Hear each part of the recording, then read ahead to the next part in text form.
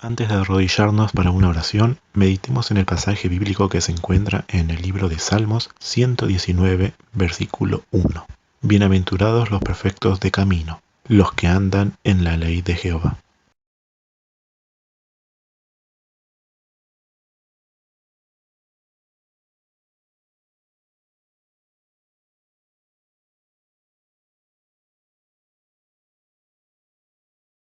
La lección que nos tocó estudiar esta semana se tituló Un muro de protección. El verso áureo lo hemos leído para la meditación antes de orar y se encontraba en Salmos 119, 1 y nos decía: Bienaventurados los perfectos de camino, los que andan en la ley de Jehová. La nota del Espíritu y Profecía nos dice lo siguiente: el que tiene una comprensión de los extensos alcances de la ley de Dios puede entender algo de la atrocidad del pecado, y cuando más exaltadas sean sus ideas acerca de los requerimientos de Dios, tanto mayor será su gratitud por el perdón que se le ha concedido. Esto se encuentra en Nuestra elevada vocación, página 139. A continuación escucharán las voces de diferentes hermanos de nuestra unión que han tenido la amabilidad de colaborar exponiendo la lección de esta semana. Hola, muy buenos días. Feliz sábado para todos. Mi nombre es Guillermo Lobos. Estoy participando en la lección digital número 13. Una nueva oportunidad, una nueva opción de participar. El subtítulo del día domingo, subtítulo número 1, reconociendo al Creador. Pregunta: ¿cuándo fue dado el sábado a la humanidad?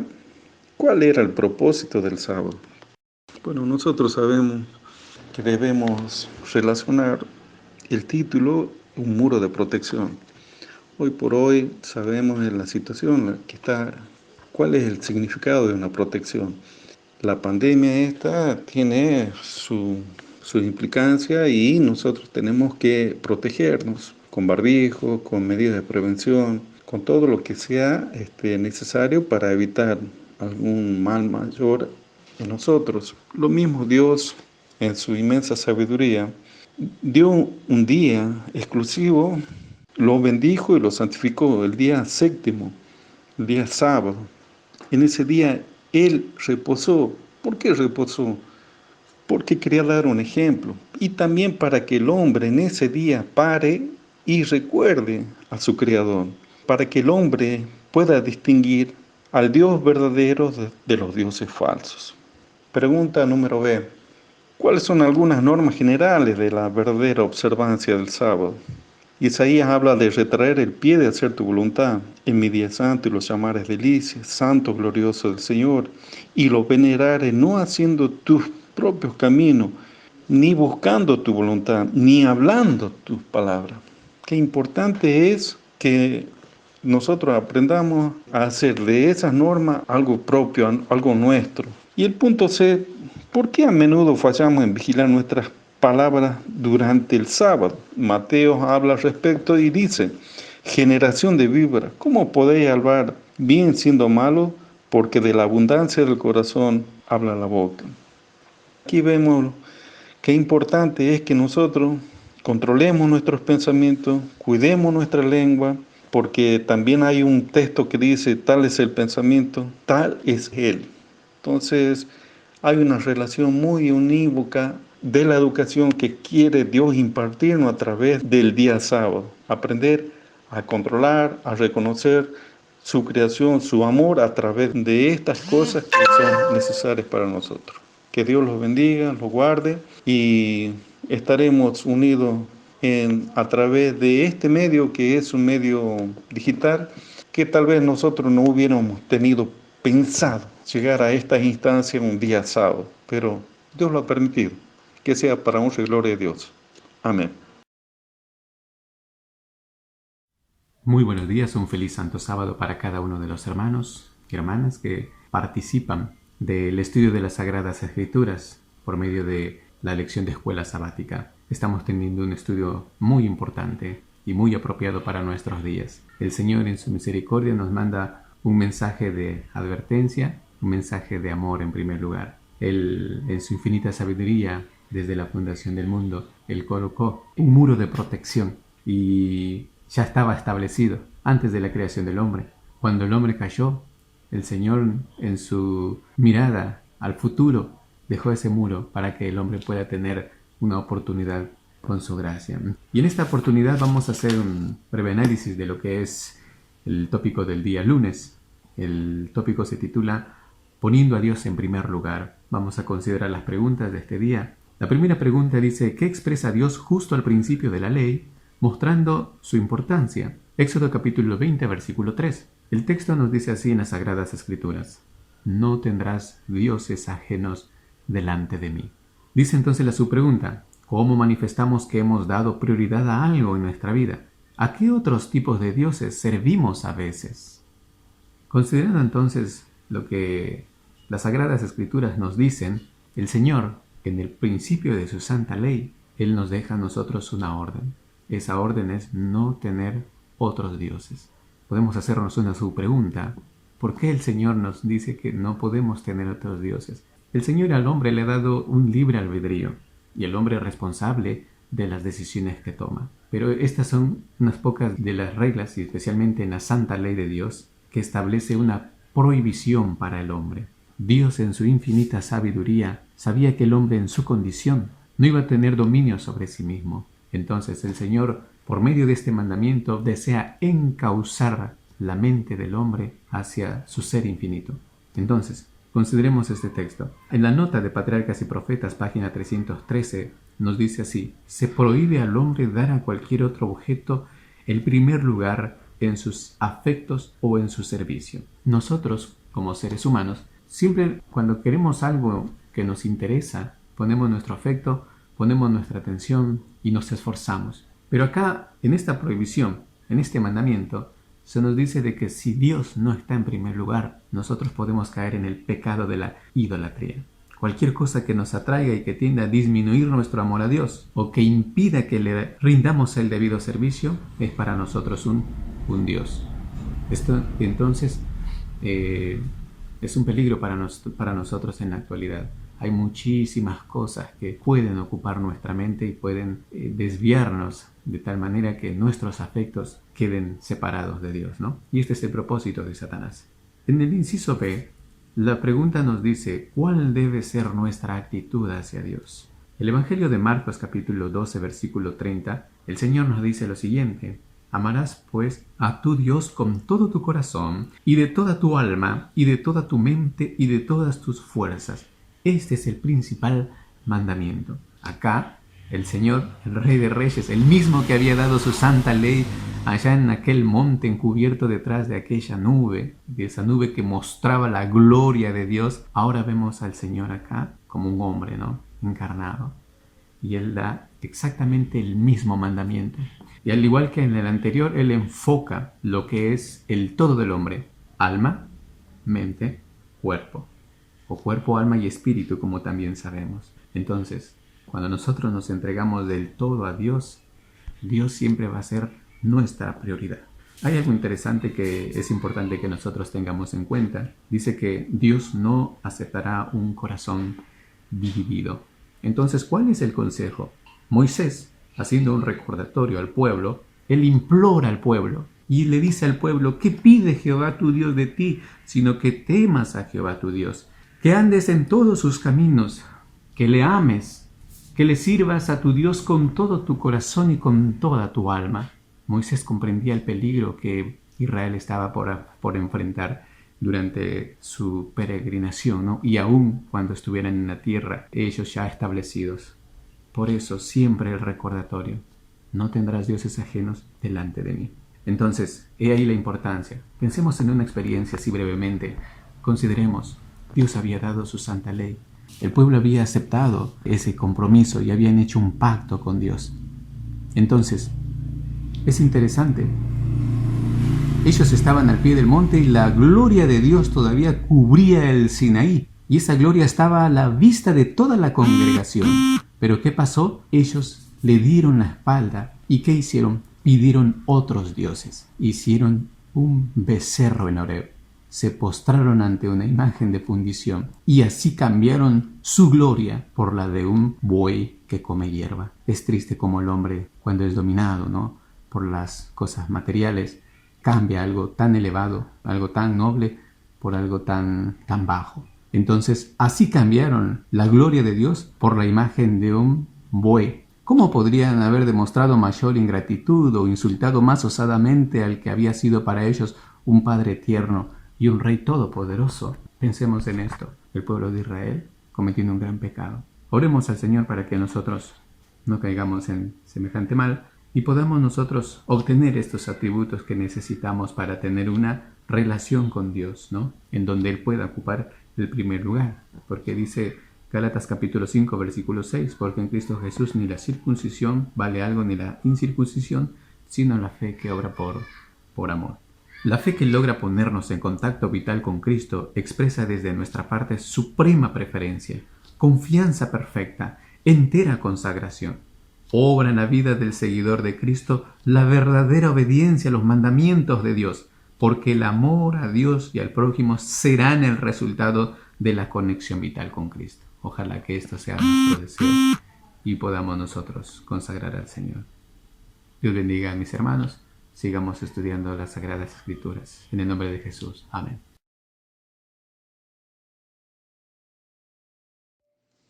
Que la gracia de Dios esté con nosotros en esta ocasión. Estudiando este tema número 3, dejando a un lado los deseos egoístas, me gustaría mucho compartir con todos una definición sobre egoísmo.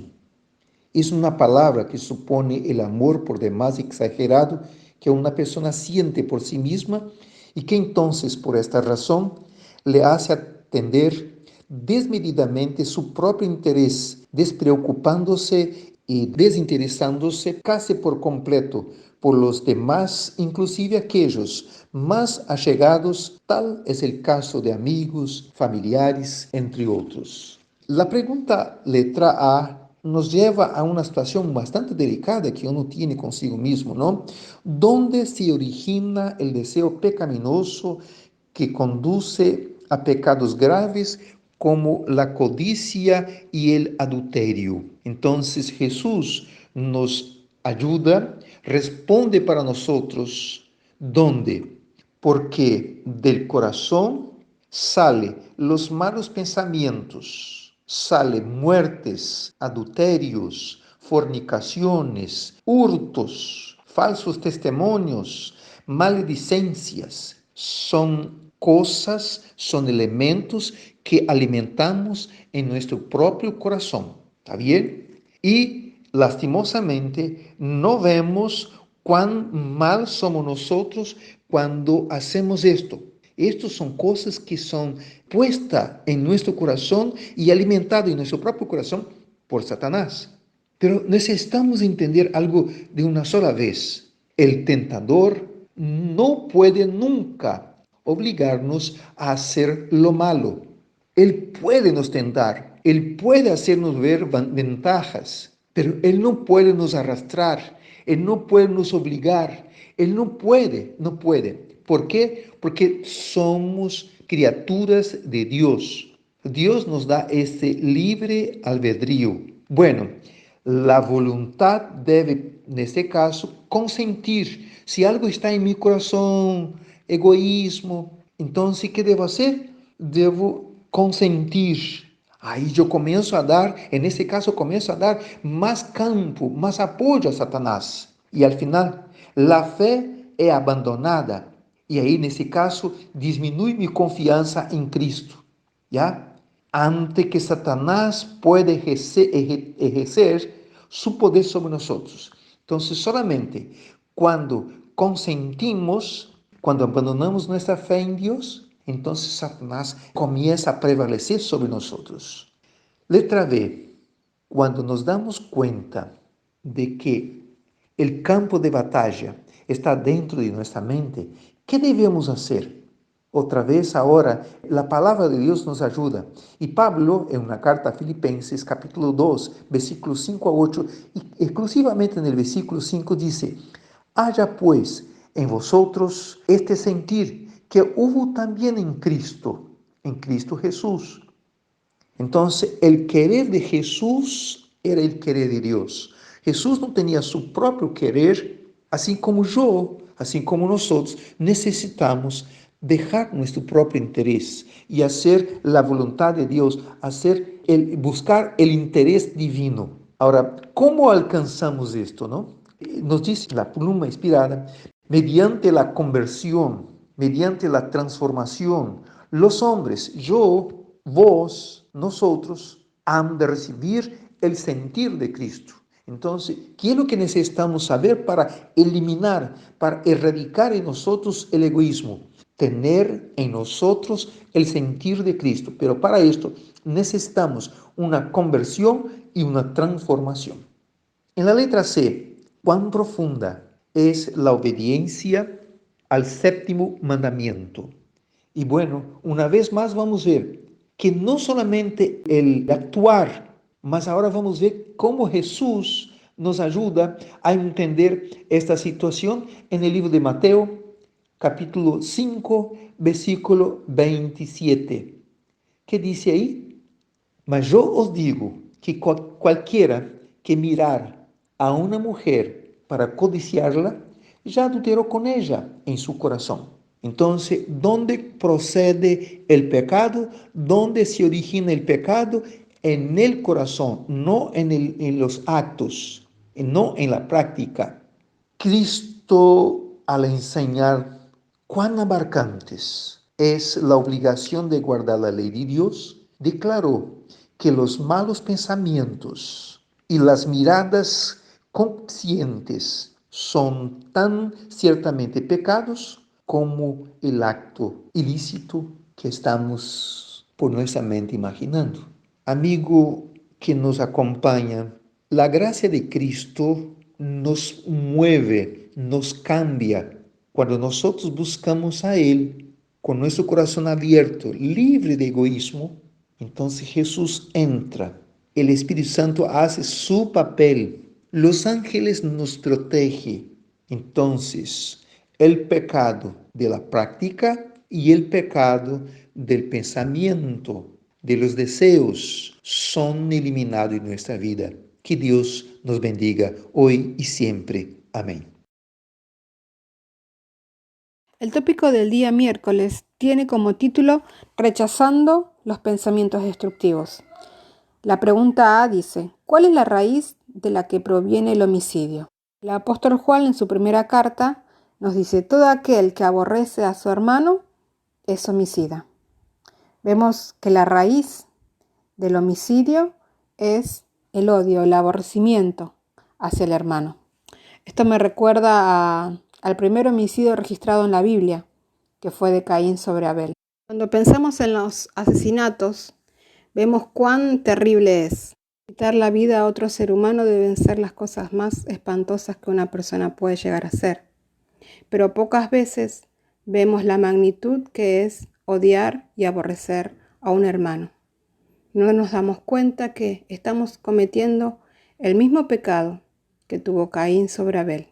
Su pregunta nos dice, ¿qué otros aspectos se incluyen en la observancia del sexto mandamiento?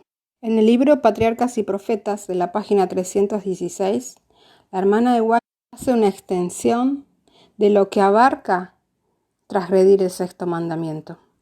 Y lo detalla, lo podemos dividir en 3 partes. Por ejemplo, todo acto de injusticia, el espíritu de odio, de venganza, abrigar cualquier pasión que traduzca en hechos perjudiciales para nuestros semejantes, o tan solo desearle mal al otro, esos son pecados que yo puedo realizar en pensamiento. Solo pensarlos, yo ya estoy cometiendo pecado. Otro aspecto importante es en mi relación con el otro. Por ejemplo, cuando dice todo descuido egoísta que nos haga olvidar a los menesterosos y dolientes, también es transgresión del sexto mandamiento. Y por último, ya en un aspecto más personal, cuando yo me autoperjudico. Por ejemplo, cuando dice toda satisfacción del apetito, privación innecesaria o labor excesiva que tienda a perjudicar la salud. Eso tiene que ver con un aspecto más personal. Pero también estoy violando en mayor o en menor medida el sexto mandamiento. La pregunta B dice, ¿qué características del corazón carnal conduce al odio y cómo afecta este rasgo maligno a aquellos que lo albergan? El apóstol Pablo en la carta a los Corintios dice: porque aún sois carnales, pues habiendo entre vosotros celos y contiendas y divisiones. La nota nos dice: la envidia es hija del orgullo, y si se la abriga en el corazón, conducirá al odio, eventualmente a la venganza y al homicidio. Vemos cómo teníamos antes en la pregunta el ejemplo de Caín y Abel. Para que Caín resuelva tener ese acto de matar a su hermano, primero tuvo envidia, que lo provocó el orgullo. Eso provocó el odio y por último el homicidio. Cuando una persona mata a la otra, no lo hace de la noche a la mañana. Hay algo en su corazón que lo lleva a tener ese determinado acto de matar a su hermano. Entonces una cosa la lleva a la otra. Esto nos tiene que hacer recordar la envidia que tuvo Satanás a Jesús, queriendo ocupar un lugar que no le correspondía. Y nosotros y el mundo estamos experimentando esa consecuencia. Y dice la nota: la envidia es uno de los más viles rasgos de carácter satánico. Sigue explicando un poco más. Constantemente trata de exaltar al yo al difamar a otros. El envidioso rebaja a su prójimo para exaltarse a sí mismo. Entonces vemos cuán peligroso es la envidia, como una de las peores raíces que podemos llegar a albergar en nuestros corazones. Si nosotros cultivamos la envidia, los celos y las malas conjeturas, entonces nos vamos a estar asemejando al carácter del enemigo y alejándonos del carácter de Cristo. Es por eso el título de nuestro tópico: rechazando los pensamientos destructivos, porque a partir de los pensamientos surge todo lo demás. Con el pensamiento yo puedo transgredir el sexto mandamiento. La pregunta C dice: ¿hasta dónde debe llegar nuestra honestidad si realmente deseamos guardar el octavo mandamiento? El apóstol Pablo nos dice en la segunda carta a los Corintios: procurando hacer lo honesto. El octavo mandamiento nos dice: no hurtarás. Esto no solamente con respecto al robo o al hurto, sino que exige de nosotros una integridad, hasta en lo más mínimo. Por más pequeño que sea, en eso tenemos que ser veraces, fieles e íntegros. No hurtarás también implica la excesiva ganancia, aprovecharse de las circunstancias de otras personas, su debilidad o de la desgracia por la que está pasando para que yo aprovecho de esa situación. Dice la nota que en el libro de los cielos eso está registrado como un fraude. Esto ayuda para que podamos ser fieles, cabales, íntegros, honestos en los asuntos más pequeños, a los cuales no les damos importancia, pero que el cielo registra todo.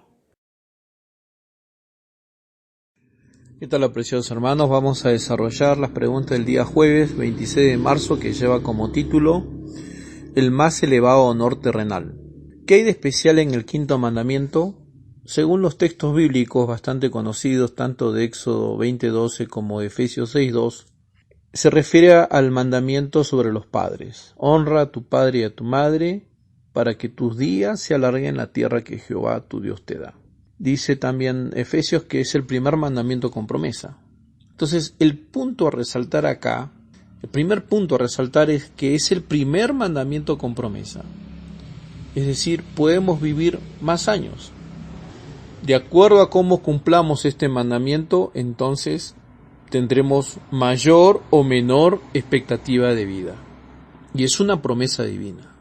Las personas pagan millones para vivir más, o buscan, muchos de ellos, el elixir de la eterna juventud, pero el secreto se halla en la Biblia y en la familia. ¿Cómo honramos a los padres? Es a través del amor, del respeto, reconociendo su autoridad. Aquí la Espíritu de Profecía nos comenta en el libro Patriarcas y Profetas, página 316, que se debe a los padres mayor grado de amor y respeto que a ninguna otra persona, porque es Dios mismo quien les dio la responsabilidad de guiar a esas almas tan pequeñas durante sus primeros años de vida. Los padres entonces están en lugar de Dios respecto a sus hijos. El que desecha entonces la autoridad de sus padres, desecha la autoridad de Dios. El quinto mandamiento no solo requiere que los hijos sean respetuosos, sumisos y obedientes a sus padres, sino que también los amen y sean tiernos con ellos, que alivien sus cuidados, que escuden su reputación y que les ayuden y consuelen cuando estén viejos. Ahora, en este mandamiento también debe enmarcarse o debe tenerse en cuenta no solo a los padres, sino también a los ministros, a los gobernantes y a todas aquellas personas en quienes Dios ha delegado autoridad. Nuestro deber con nuestros padres es hasta el final de la vida de ellos. Nadie deja de ser hijo ni nadie deja de ser padre hasta que nuestro tiempo es determinado por Dios en esta tierra. La cortesía, la bondad, el respeto, la obediencia son prácticas que debemos tener constantemente presentes en nuestro trato con nuestros padres. Y algo muy importante que es para nosotros los hijos. Acuérdense, nosotros aprendemos más por el ejemplo que por la palabra. ¿Qué quiere decir esto? Podemos hablar mucho a nuestros hijos de la autoridad, del respeto a la autoridad, del cuidado que debemos tener hacia los mayores, pero ellos están viendo en estos momentos el respeto, el cuidado, el amor y el tiempo que le dedicamos a nuestros padres. Ellos están aprendiendo de nosotros en nuestro trato con nuestros padres, es decir, con sus abuelos, y repetirán también, cuando nosotros seamos mayores, ese mismo trato. El Señor nos bendiga y nos ayude a ser excelentes padres y excelentes hijos. Amén. Apreciados oyentes, hemos concluido el estudio de la lección de esta semana, cuyo título fue Un muro de protección, y nos disponemos a hacer un breve resumen de la misma. Desde los tiempos antiguos, si revisamos la historia, se han usado las murallas como medios de protección y de defensa.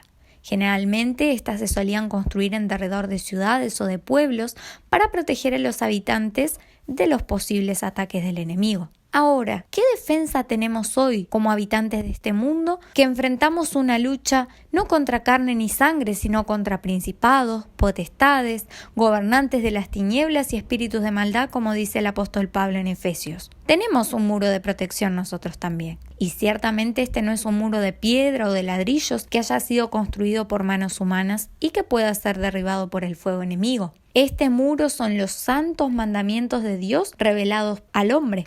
Y este muro no podrá ser derribado porque leemos en la Biblia que la suma de tu palabra es verdad y que eternos son todos tus juicios, según Salmo 119, 160. Que tu justicia es justicia eterna y que tu ley es la verdad, en Salmo 119, 142. Y Jesús en Mateo 5, 18 dice: de cierto que hasta que pase el cielo y la tierra, ni siquiera una jota o un tilde pasará de esta ley. El espíritu de profecía nos dice lo siguiente: la ley de los 10 preceptos del mayor amor que pueda presentarse al hombre es la voz de Dios que habla al hombre, prometiéndole: haz esto y no quedarás bajo el dominio y el gobierno de Satanás. El Señor ha dado sus santos mandamientos para que sean un muro de protección en torno de sus seres creados. Esto lo encontramos en el comentario bíblico 1.1105. Entonces, a través de la contemplación de esta santa ley, se nos da además la posibilidad de conocer el carácter de amor de nuestro Creador. A lo largo de esta lección vimos cómo todos estos mandamientos están interrelacionados entre sí. Mediante la observancia del cuarto mandamiento, el cual fue dado como monumento conmemorativo de la creación, recordamos a Dios como autor y sustentador de todo el universo y sus criaturas. Apreciado oyente, hoy es sábado. Por lo tanto, te invito a que apartes tu mente de las cosas de la tierra para dedicarlas a la contemplación de Dios y su grandioso poder. Que en este día santo, glorioso de Jehová, no andes en tus propios caminos, ni hagas tu voluntad, ni hables tus propias palabras. que apartes tu mente de toda labor secular y contemples la verdad y la gloria de Dios, para que un día, en la tierra nueva, de mes en mes y de sábado en sábado, puedas gozar de la comunión directa con el Señor Jesús. Porque hoy vemos oscuramente como por medio de un espejo, pero entonces le veremos cara a cara. A través de la contemplación de esta santa ley se nos da la posibilidad de conocer el carácter de amor de nuestro Creador. Y la obediencia a esa ley se resume simplemente en amar a nuestro Dios con todo nuestro corazón, con todo nuestro ser, con toda nuestra alma y a nuestro prójimo como a nosotros mismos. Solo cuando Dios ocupa el primer lugar en nuestra vida y domina nuestros afectos, fuerzas, anhelos, demostramos esa lealtad y ese amor a Él, que es el resumen de toda la ley. El permanecer en Dios, como el racimo permanece en la vid por el estudio diario de su palabra, la comunión constante y la oración, nos permitirá lograr esto y desarrollará en nosotros una fe que obre por amor. Y será desterrado así el egoísmo en todas sus diversas formas, todos esos ídolos que aún atesoramos en nuestro corazón. Y será posible entonces el cumplimiento de los 2 primeros mandamientos de la ley. Si Cristo es entonces el objetivo supremo de nuestros anhelos y pensamientos, si en su ley meditamos de día y de noche, y si como el salmista David decimos, en mi corazón he guardado tus dichos para no pecar contra ti, nuestra mente llegará a ser con la ayuda de Dios un lugar que tenga el mismo sentir que hubo en Cristo Jesús. Y entonces estará segura frente a los embates del enemigo y se irá construyendo ese muro del cual fuimos hablando. En ella no tendrán lugar los frutos de la carne, ni idolatría, ni envidia, ni pleitos, ni homicidios, ni desenfrenos, entre otros pecados descritos en Gálatas 5:22, que son aquellos pecados condenados por los mandamientos del 6º al 10º. Por el contrario, ¿qué frutos van a manifestarse? Amor, gozo, paz, paciencia, bondad, fe, mansedumbre y templanza. Ese amor se va a manifestar a todos los seres creados, pero en especial se va a manifestar a nuestros padres. El espíritu de profecía nos dice que debemos a nuestros padres mayor grado de amor y de respeto que ninguna otra persona. Y también desarrollará una consideración especial con aquellas personas en quienes Dios ha delegado autoridad, ya sean ministros o gobernantes. Estimado oyente, necesitamos comprender que la única manera de gozar las bendiciones inestimables de Dios consiste en obedecer su ley. Esta ley preserva la verdadera libertad porque señala y prohíbe lo que degrada y esclaviza, y de este modo proporciona al obediente una protección contra el poder del mal. El salmista dice: andaré en libertad porque busqué tus mandamientos, pues tus testimonios son mis delicias y mis consejeros. Es así como este muro de protección termina de construirse en nuestro derredor. Y somos además bienaventurados, como decía el versículo áureo: bienaventurados los perfectos de camino, los que andan en la ley de Jehová. Es mi deseo y oración que cada día, por la entrega de todo nuestro corazón al Señor Jesús, por el estudio de su santa palabra, podamos deleitarnos en Él, deleitarnos en estos mandamientos y ser librados de todos aquellos peligros y acechanzas que el enemigo tiende en nuestro camino. Que el Señor les bendiga abundantemente y tengan todos ustedes un feliz sábado. Amén.